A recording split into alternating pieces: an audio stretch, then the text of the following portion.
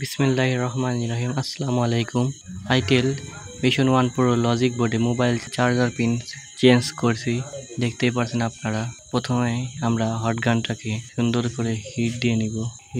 Hit দিয়ে charger পিনটি খুলে নিব। দেখতে পাচ্ছেন আমাদের পিনটি খোলা হয়ে গিয়েছে। এরপর সোল্ডারিং আয়রন অথবা তাতাল এটা দিয়ে আমরা জায়গাটিকে পরিষ্কার করে নিব। সুন্দর করে পরিষ্কার করা হয়ে গেলে নতুন একটি মোবাইল পিন নিব।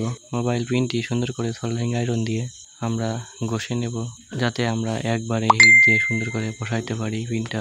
এরকম অরিজিনালভাবে মোবাইল চার্জার পিন লাগানোর চেষ্টা করবেন, তাহলে সময় কম লাগবে এবং ভালোভাবে চার্জার পিনটি লাগানো হবে।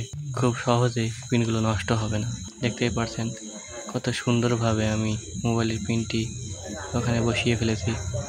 একবারেই ফিট হয়ে যায় চার্জার পিনটা। তারপরেও সোল্ডারিং আয়রন দিয়ে সুন্দর করে একটু ঘষে দিয়ে ভালো করে দেখে নেবেন।